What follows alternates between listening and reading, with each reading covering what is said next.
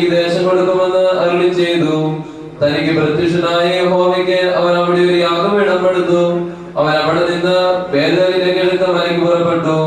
Bethel പടിഞ്ഞാറും hi കിഴക്കുമായി കൂടാരം അടിച്ചു.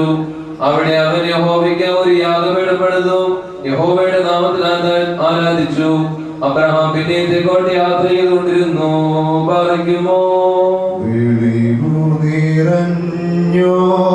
ഈശോ നിൻ വെളിവാ കാണുന്നു.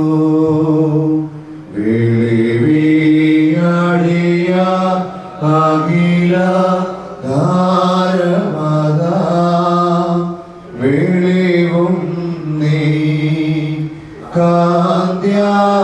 കാന്ത്യങ്ങളെ നീ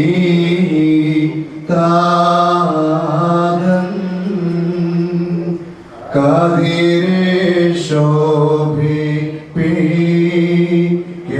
ശോഭിപ്പിക്കെന്നും വെളിവിൻ തട്ടിൽ വസിക്കും പുണ്യനിധേ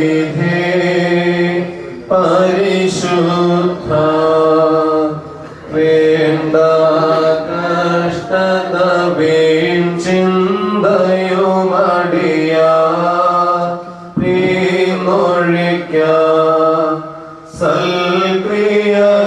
സൽക്രിയകൾക്കുമന ശുദ്ധ്യ സംഗതി വരണേ ഞങ്ങൾക്ക്